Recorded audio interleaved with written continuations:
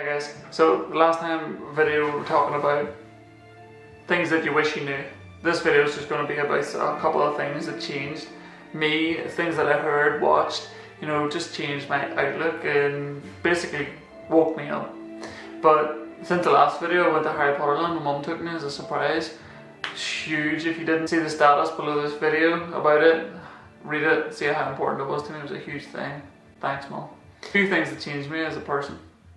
I was always really conscious as a person. I wasn't just wandering through life. I knew there was more to it.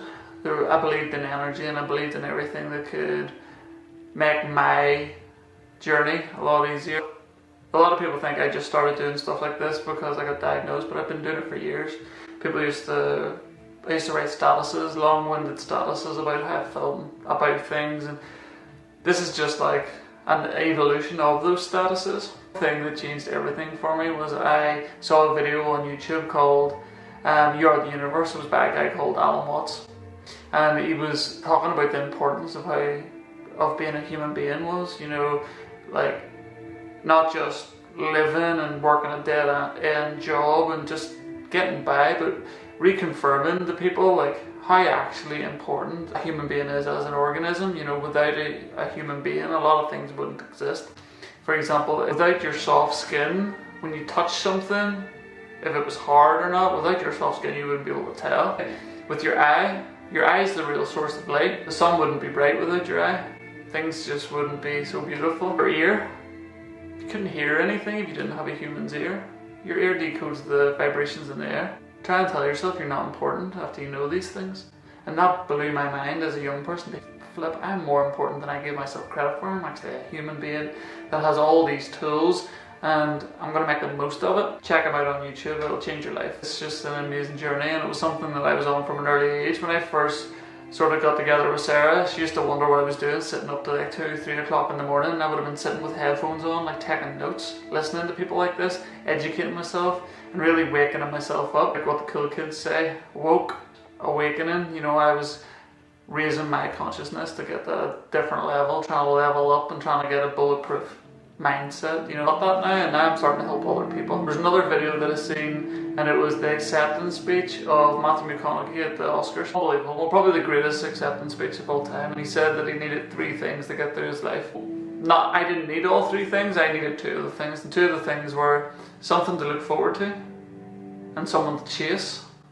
And then he talks about looking forward to seeing his wife and his kids, and that's what drives him, gets him up in the mornings. For me, what I look forward to was seeing my wee sister. And she made me work harder and longer and more in depth because I knew she couldn't do it. So in my head I was like, I'm living for 2 people. I want to impress her. That's who I want to be the most proud of me, even though she can't say it. But I knew that if I was working hard, I was achieving something, she would care. So every day I looked forward to that. But that's why I got up in the morning. That's why when I had no money, I borrowed money off my mom, got the bus, went to work. Dedicated my life to what I'm good at today. Everything was someone to chase. And in his acceptance speech, it's very similar to what I took on board. He was asked when he was a young person who his hero was, and he said, give me a couple of weeks, come back to me and I'll tell you. Back to him, he says, it's me 10 years from now. And that blew my mind. I was like, what? It's amazing to have that foresight as a young person, to see that, if you're chasing yourself, you're never going to catch up. You're always going to be better than yourself, better than yourself, and better than yourself. So in my head, that day was like, okay, my hero is Stephen Getty at 25. And when I'm 25, it's going to be 35, and when I'm 35, it's going to be 45. So you can never catch up, you can never get to that pinnacle, you'll never be your hero, but you'll be chasing him. So it kept me on my toes. So I thought at 25 I would have a successful business, be well known, have a good life, lovely home, girlfriend, child. And I chased it and done it. But now at 25, 26, I'm looking at 35, and that's a totally different person. At 35, there's probably want to have a lot of different things. So that's what I'm chasing now. What are you chasing? Are you looking that forward far in advance? Is that something that you care about?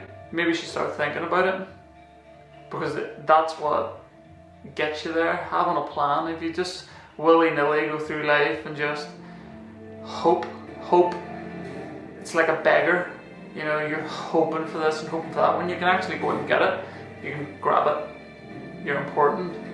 You know you are. Stop letting yourself down. Look at the importance that you hold inside yourself. You're a human being. You have a better start to life than anything else in the world. Bring into play. You're like a conductor, and the world is an orchestra, and you're playing it. You can play it any way you like. Why not play it the best way? What you do? What changed you? Comment below. Let me know, because I like to learn, and if there's something that changed you, maybe woke you up a little bit more, I'd like to know as well. Thanks.